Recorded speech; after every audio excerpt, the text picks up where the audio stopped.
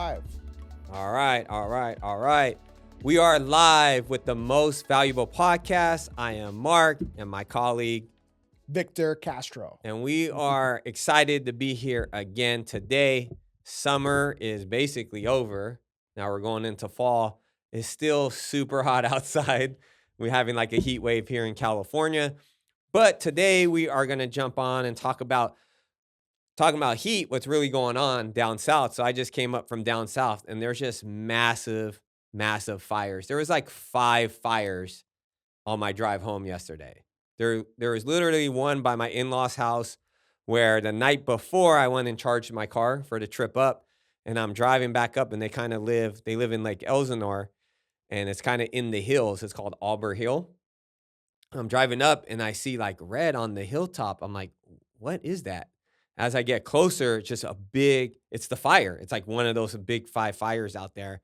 And then driving on the 15 to cut through to go back up, there was like San Bernardino fire. There was like another fire on the other hill, and the whole car was covered with ash. And then the air quality is just crap. And then on our drive here today, there was a fire on the hill. Yeah. And one thing that kind of, every time I see stuff like that, the thing that kind of pisses me off is our tax money is supposed to make sure this stuff don't happen. Yeah. Right. So, when these fires happen, okay, but all this stuff could be prevented by like the maintenance of like the dry grass and stuff like that. This stuff's going to happen. You can't prevent natural disasters, but there's like zero containment on any of these fires. Gotcha. What happens when it hits a house? Most people don't have fire insurance. Then what? You know what I'm saying? Right. Like, it's crazy, dude. Like, what is our tax money going towards? Mm-hmm. Like the fire that we saw on their drive here into the studio today. It's dry grass. That dry grass has been there. Like, why couldn't we cut it down, or why can't they install like a water system, or why don't they do the controlled burns before it gets too hot? Like at the start of summer, why are they not out there controlled burning all the vegetation? That was in the military base. Right. That was given to the city. Right off of Highway 4. Yeah, so no one owns that. The city owns that. Yeah. So why is this? And there's houses like right on the other side.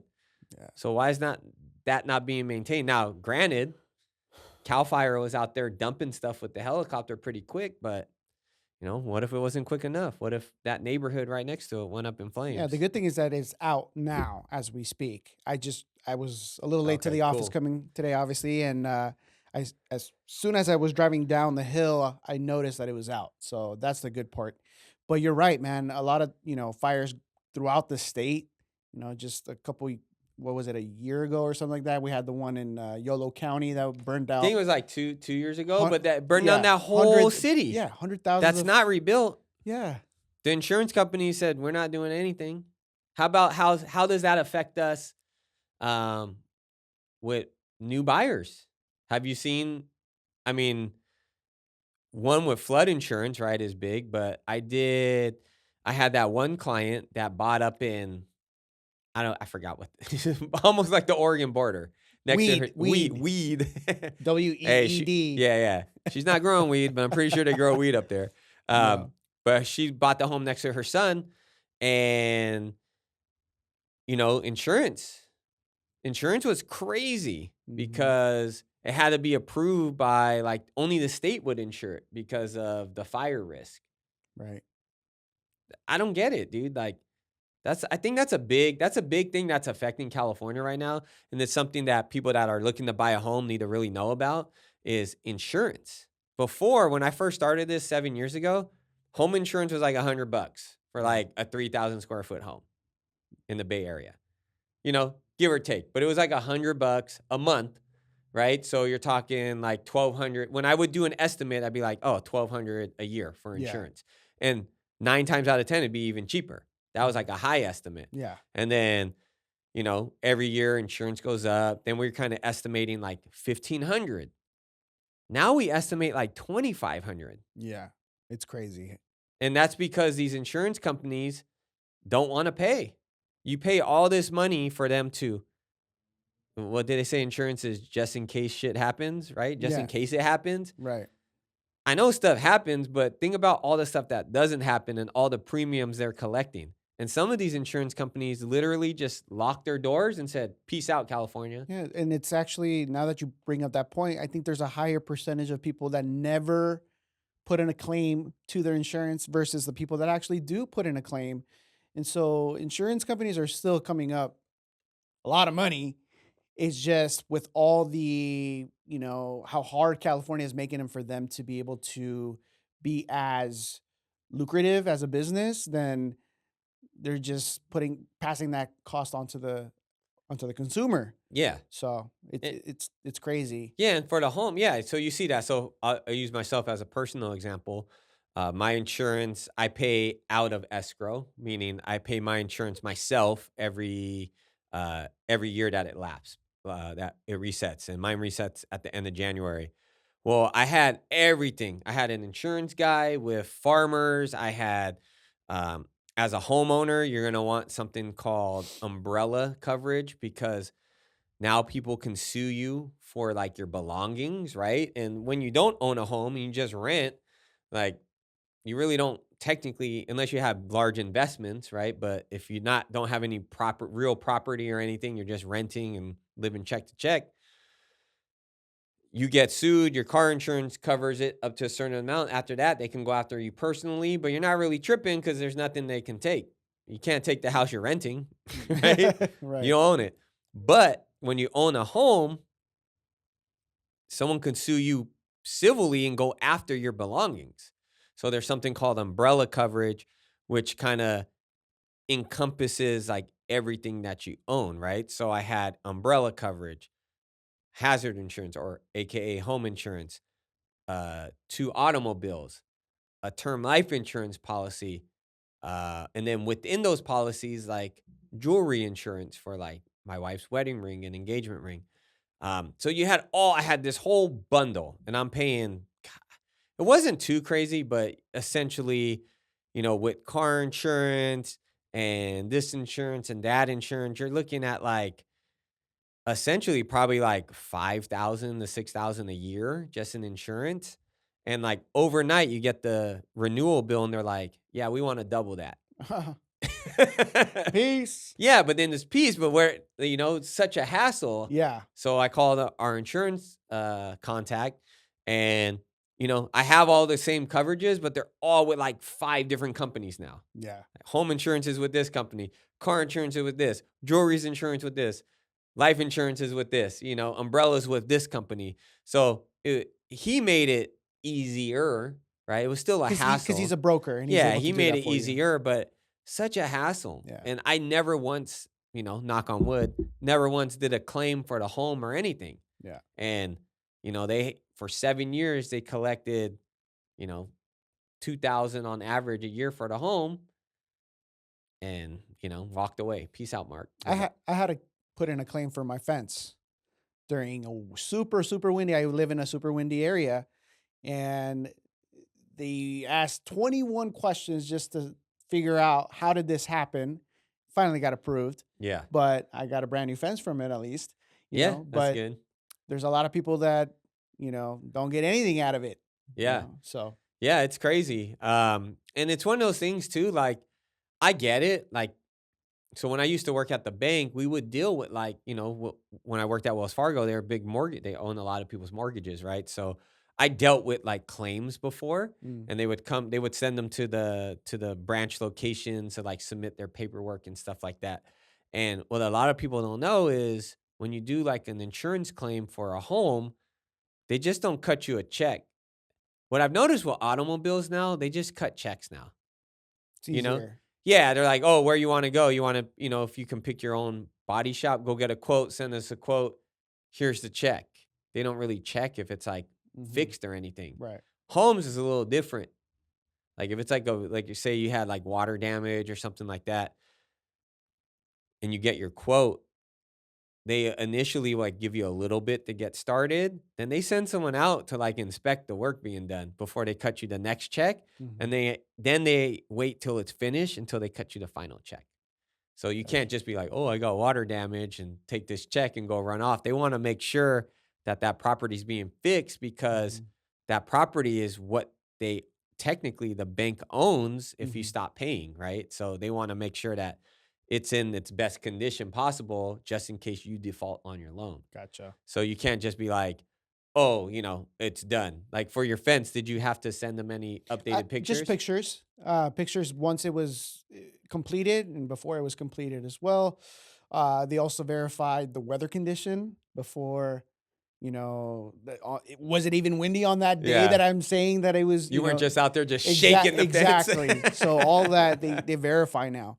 And it's funny that we're talking about insurance because during a real estate transaction, Mark, that's actually now an advisory as part of as the Oh, uh, yeah, I seen that. RPA, Yeah. which RPA stands for Residential Purchase Agreement, and as part as of this process, they want to make sure that the client is aware that they have to or get insurance, get a quote at least during this process, and they're protected. Actually, they're protected. If they're not able to obtain any insurance, then they can back out with no trouble Yeah, and get their yeah. money back. Yeah, no, definitely because it and I've even had it's funny, it's even funnier that you Mm. said that because in the transaction I just did in San Francisco, about a month ago, the the agent had asked me when we wrote the offer, like we wrote the offer wasn't even accepted yet. We were in the running. We know we were going against like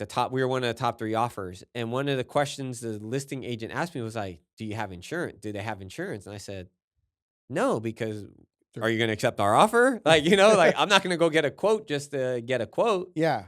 And I'm thinking to myself like, it's San Francisco. Like we're good. Like where this home is at, it's not on a hill. Mhm. Um, there's no like trees, Of course, like if you want extra coverage for like earthquake insurance, that's something that is on to the homeowner.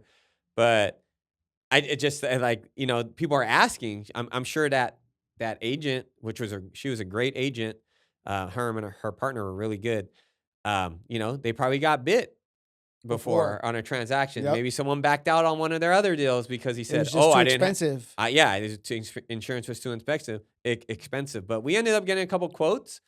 We got them 3 quotes, and they got a decent number. But again, like I think they were at like 21 or 2,200 for the year, and 5 years ago that house would be like I could probably get them insurance for under $1,000 a year, Oh, yeah, for like sure. guaranteed, Yeah. just based on the size Mhm. and whatnot. So it's crazy, man. Like that's the other stuff that people I feel kind of don't. If it doesn't really affect you, you're not really thinking about it, Yeah. right? So if you're not a homeowner and you're just paying your car insurance, I'm sure you notice your car insurance has gone up. I mean, some companies don't even insure in California anymore, Mm-mm. right? But that being said, like, if you have renter's insurance, I don't know, maybe it went up. Probably not, because Everything's probably yeah. gone up, But man. like now you gotta think about that. That's another cost. So when you're getting and that I feel that's one thing that you can learn if you're watching this or listening to this podcast and you're in the process of purchasing a home or thinking about purchasing a home. That's part of what is required, but what the our mortgage person will kind of calculate for your approval. So you can make all this money, but there's other things that go into it, right? Insurance, property tax. So there's other expenses that make up that mortgage payment, and that's all calculated for your final payment, which goes towards like what you can get approved for. So, Yeah. yeah, man, it's crazy, man. That's the business to be in insurance. Insurance? It's what it seems like it. We're one of the few countries where insurance isn't provided by the government. Right. A lot of like our neighbors up north in Canada, there's 5 provinces in Canada, and to my knowledge, each province It's it provides their own to a insurance certain level. level, right? Yeah, yeah, and then if you want extra, then they have like Then you third have to party. pay or Yeah, yeah, something. but you go through there, so it's subsidized, right? Yeah. So you're not paying Yeah. we're just talking about home and auto insurance. We're not talking about No, and medical insurance. all the little small things that go into insurance, like you just said, like umbrella and like all these things, like all the extras. For example, my client in Stockton, you know, part of the valley is risky for floods, right? You have more of a chance of getting flooded out there. So just going from minimal to moderate is a way more expensive insurance Oh yeah, policy. it's crazy. I can only imagine going from moderate to high, how much more that would be. Yep. So if you're like right next to a levee or something, can you imagine how expensive? And that was like maybe $800 difference. Yeah. Well, I have a client in Bethel crazy. Island, and they're built on levees. Yeah. She bought a vacation home out there, and I did my due diligence and research before we went out there, but essentially, like, she has that extra coverage, and it all depended on how the house was built, because it's the Delta. So her home here's the levee's here, and then behind that is her home. So her home is actually elevated. It's on the elevated foundation where the main living floor is above the levee. Gotcha. Right? Now she does have like a owner suite below, but technically that's not insurable because that's kind of where like her garage and stuff is, because it's below the levee. Okay. So when she had to get the insurance, they asked us, like, we had to show them, like, I think we took pictures, or they were asking based on tax records how it was built. Gotcha. So because her main living area is above the levee, it was cheaper. But we did look at homes that a main living area was below the levee, and the insurance was crazy. Oh yeah. Yeah. Sure. So, these are all things that, we can spin this on, to the thing we talked about a couple of weeks ago, or the NRA settlement. What average Joe knows all this stuff? You're not supposed to. Yeah. You don't talk about houses every day. Right. You know what I'm saying? Like, right. The same reason I'm not an IT guy. I don't know how to write JavaScript and whatever it is. I don't even know what they use now, exactly. Right? Like, I don't need to know. I just need to know that it works. Right. And, you pay for that app to work or whatever. It's the same thing. Like, you pay for a real estate agent to know this stuff. Yeah. To guide you and to tell you these things that, and if you have more knowledge than the other person, would you want to be working with the other person? That's what I'm saying. You got to interview people. You got to interview. But there's a lot that goes into it, right? Like, just think about it. If, put your shoes in that situation, and hey, you're going to go buy a home, and I don't want to pay no agent, 2.5% or 3%. I'm going to go do this myself. And look, you can go on Google, you can read stuff, read actual stuff, right? You can ask people that maybe done it before, and, you get into a situation and you write an offer, it gets accepted. I don't know what document you wrote the offer on because you don't have access to it, but you wrote an offer. Maybe you wrote the offer on a napkin and they accepted it. And then you go get insurance and it's like, oh yeah, you're in a 50-year or less flood zone. It's an extra $3,500 a year. Oh, I don't want to buy this. But then you didn't have any contingencies in place. Or you wrote that offer on a napkin that doesn't have any... That doesn't explain or give you protection. Doesn't give you protection.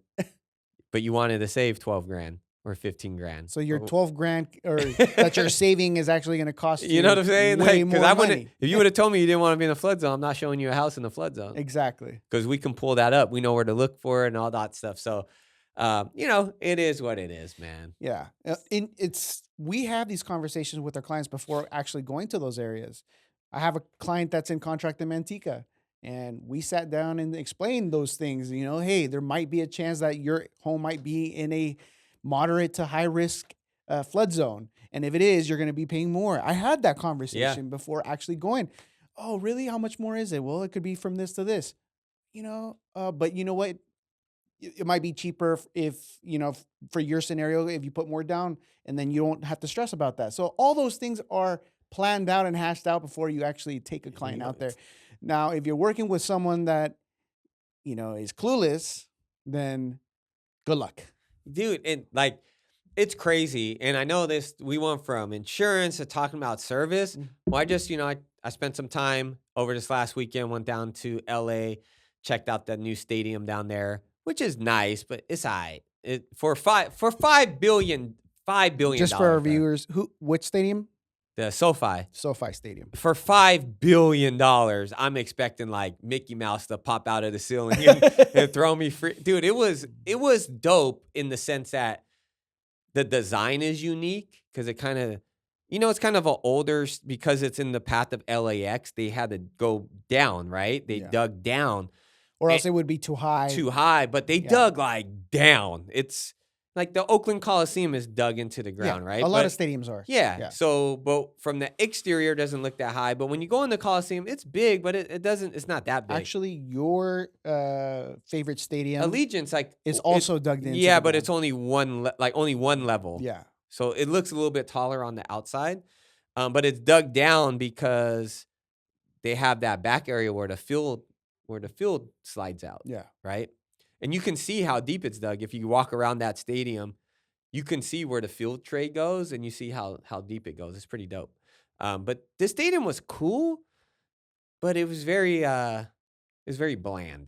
I just put it that way. Yeah. Like, it's new, it's cool looking. There's a lot of amenities, but it was very bland. I felt like I was in an airport, like a very SFO, Gotcha. like very new, modern, like the international terminal at SFO was white, modern, but stale, right? But what I'm getting at is, I totally lost what I was going to. So I was down there. This is where I'm going with service. So we're all talking about like, who do you choose? And it's all about service, right? So I was down there, and the night before the game, I wanted to go charge my car, and we went to go grab some food. And there was this spot. They were like, "Oh, try this spot. It's called Waba Grill, WABA, something like that." It was like a teriyaki spot, like a rice bowl type of spot. It's supposed to be healthy. You pick your protein and type of rice. Kind of like Chipotle. Chipotle, but for like rice bowls. I gotcha. Okay. And it's like a franchise. I guess they're big down there. And, we get in there, and they weren't too busy. And then we order, and they're like out of all this stuff. And it's like, okay, well, let me get this and get that. And it came out pretty quick. And then we drove 5 minutes back to the house, and it was some of the nastiest food I ever ate. Don't go there. Don't ever go to Waba Grill. I had sauces. I was so hungry that I just put every sauce in the bag on it just to make it edible. It was disgusting, right? But it was cheaper, right? It was cheap. Then on Sunday after the game, our friends that we went to the game with, they had to go home. They went to LAX, and then we were in Marina Del Rey. Super nice area. Which right? is like maybe like 12, 15 minutes from LAX. Gotcha. Like right on the water. The hotel we stayed on was like on the pier. Oh, wow. And they just redid this pier, and there was 2 restaurants, like a Japanese sushi bar style restaurant and then this pasta bar style restaurant. Night and day. And I go there, and it's the lady said 2-hour wait. I said, okay, put my name down. Secret, any time a restaurant tells you it's 2 hours, it's not 2 hours. Yeah. Obviously. They just want to know if you're down to wait. Yeah. Yeah. It was 45 minutes. Okay. So we waited for 45 minutes, get called in. It was cool. You sat at this bar, and the chefs and the kitchen was in the middle of the bar. And it was a pasta place, right? Real dark, intimate setting. They did beer, wine, pasta. That was it. And they had like a menu. And what I'm getting at is this host came up, the lady behind. I was like, hey, have you been here? No. Gave us full detail of the menu. Told her favorites, what she recommends. And we went with her recommendation. And the food was amazing. Yeah. Night and day to the point where I was full. I was full, but the other thing she recommended that wasn't part of the like the package we got. The tasting, we got like a tasting package. I ordered it separately just to try it. I mean, I spent more money. And it was just, she was very attentive. Like, they took my fork on one of the plates, and I'm like, oh, they brought out the other pasta, and I was about to ask her for a fork, and she already had a new fork. So the level of service was here. And the crazy part is, it was a non-tip establishment. I could not tip her.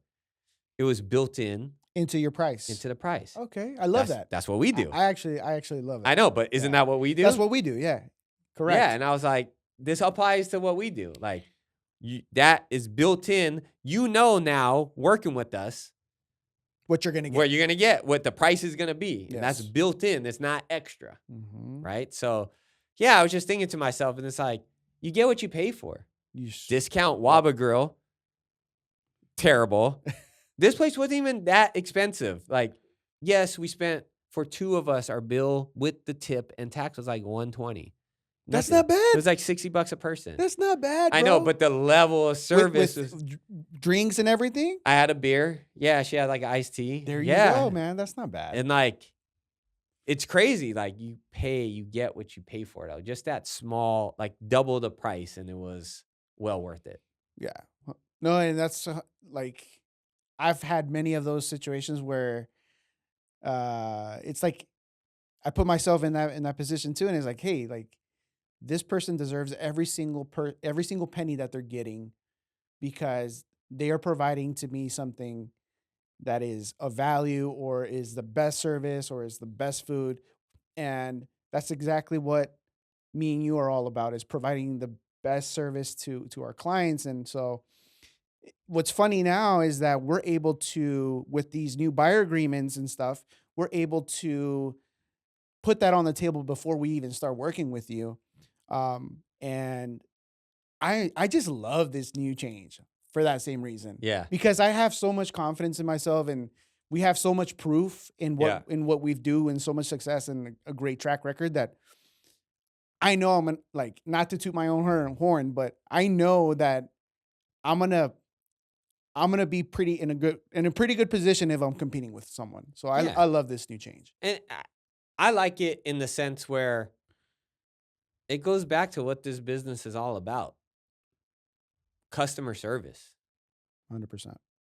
Customer service. Like, we're not doctors.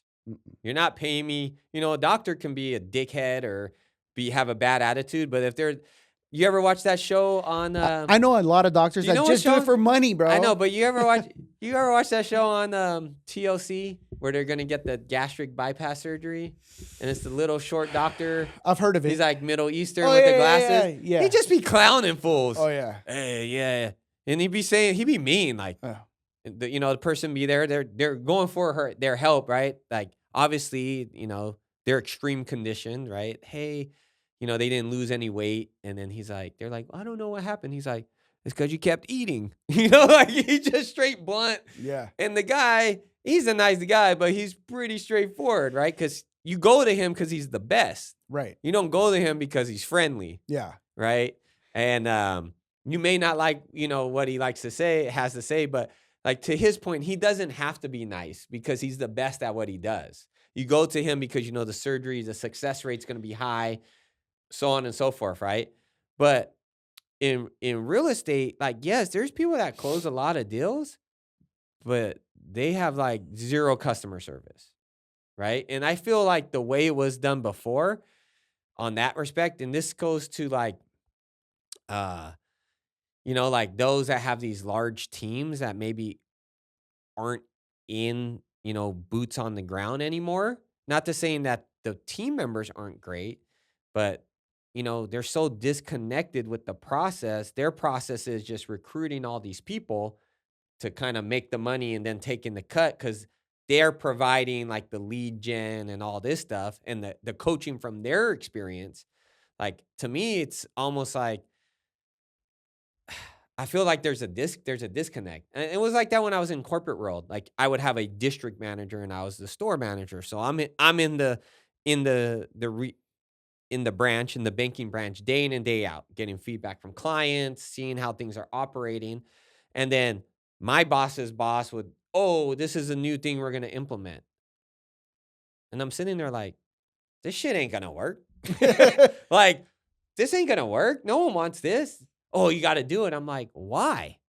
Like, this isn't what our clients want. Like, you never asked us what we think would benefit us to help the clients more. Right. It's just based on like old thoughts of, when I did it 10 years ago. Right. That's that agent. I've been an agent for 20 years. Victor, how long have you been an agent for? Does it matter? It doesn't matter. 20 years ago was a lot different. Yes, it was. And Everyone was buying houses in 2004. Mark was giving them loans. the economy was different, less population. It was cheaper for. I mean, this just it doesn't compare. It does not You know, compare. so it's crazy, man. Like, you can. There's so much things like, and this goes to anyone listening too. Like, if you're looking to get into real estate and you have no background, and like this is what I said, don't ever knock a new agent because you don't know what their background is. They can be a photographer, but if they're a great photographer, they know how to connect with their clients. You can teach anybody the ins and outs, like the details, the definitions, the legal jargon. You can learn that stuff, but you can't teach somebody the skill set of like providing that service, providing a higher level of service, and like willingly doing it, not because they have to, it's because they want to, right? Right. So, and they take pride in joy exactly. and in doing it, and they actually they enjoy it. I enjoy what I do for a living. I love being able to show homes and guide my client and give him keys at the end, Yeah, helping people out is great. It's amazing. If you're in the business to help people, you're probably going to be very successful, right? Yeah. Because that's what the world is about, is about being able to, I think, how do I say that? It's being able to ultimately help people achieve what they're set out to do, right? So if you're able to achieve that, then that's the ultimate. Yeah. The ultimate, I guess the self-rewarding, right? Yeah. Self-reward. And that goes with, any career. If you're able to enjoy what you do and find out how to make a living doing it, I mean, you're always, then you're not really working. Yeah, you're not really working, right? So, I mean, we work, don't get me wrong. There's a lot to this. I mean, we're right here on a Wednesday recording a podcast. There's a lot of money that went behind the setup. There's, figuring out what topic to talk about. There's a lot that goes into it. It's not an easy profession, right? It's just a profession that you enjoy doing. I was asked a question by another agent.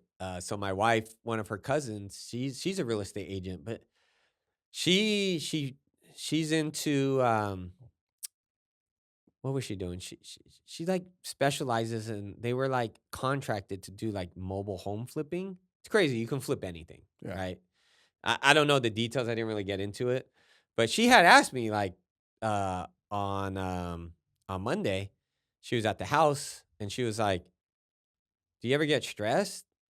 And I go, "What do you mean?" She's like, "About just business. Like it's stressful, like when you don't have clients or you have clients and stuff like that." And ultimately that's the goal, right? The goal is to never not have a client, right? So yeah, it's stressful, man. I mean, I already know of people that may still look like they're in the game, but they're out the game. Yeah, 100%. There's a lot of people that just hold their license, but just because you have your license doesn't mean that you are in the real estate industry. Yeah, there's a difference between. There's a difference. Yeah, like that's cool, right? Not everybody, and that's what everything. Like, who knows? Maybe tomorrow, like I can be in that same situation, right? Not saying I'm better than the next person, but having a real estate license and being a real estate agent are two different things. You can have your license and still, as long as it's not conflict of interest with your other career, could.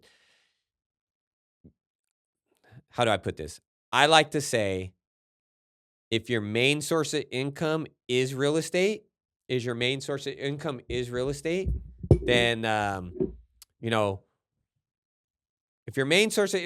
is real estate, then you are a real estate agent.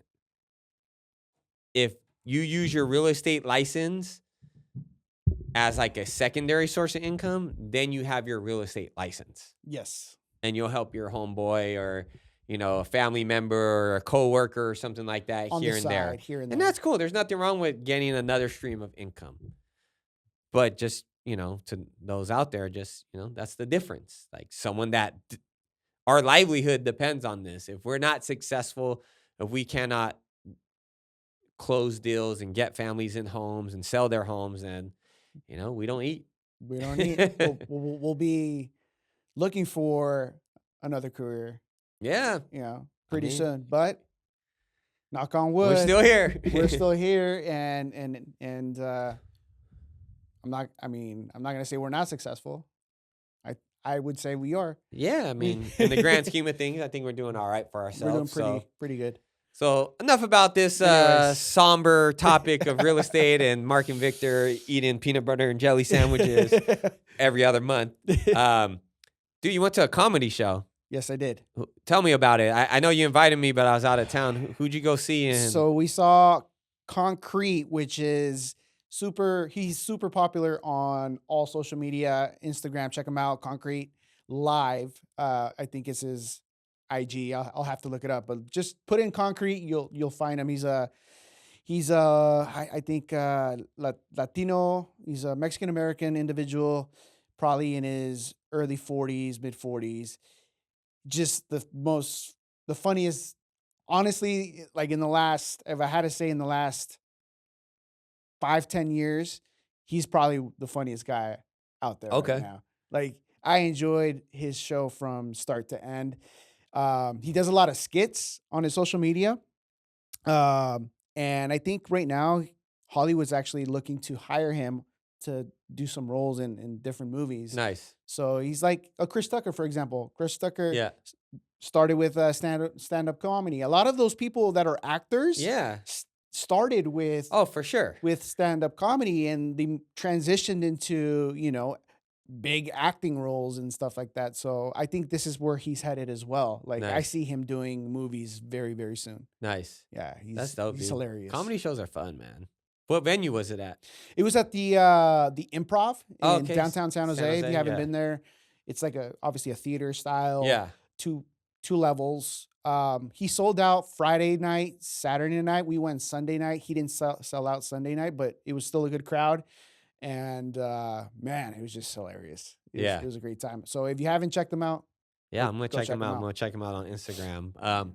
Yeah, man. Well, I mean, that's all I got for today. yeah, Cool, man. So thank you guys again for joining the Most Valuable Podcast. make sure you like, subscribe, and set your reminders for future episodes. And as always, we look forward to winning with you.